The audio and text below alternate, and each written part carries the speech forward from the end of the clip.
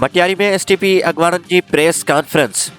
सागर सोलंकी की रिपोर्ट मूजिब पलेजाणीअ जे अगवाण मेहताब लुड़को ऐं नबन सियाल Sindh press club पहुची प्रेस कॉन्फ्रेंस कई। संदन चवणो त कुछ ॾींहं पहिरें लेलो मेघवाड़ जे घर वारी असां ते इल्ज़ाम बढ़िया आहिनि, उहे बेबुनियाद ऐं कूड़ा आहिनि। नबन सियाल चयो त लेलो मेघवाड़ जो पुटु आकाश मेघवाड़ ऐं अज़हर ख़ासकैली रात जे टाइम मुंहिंजे घर में घिड़ी लॻभॻि 70,000 जी मालियत जा 2 टच मोबाइल फ़ोन चोरी करे विया, जंहिंमां हिकु मोबाइल असां टंडो लायार मां वापसि कराई।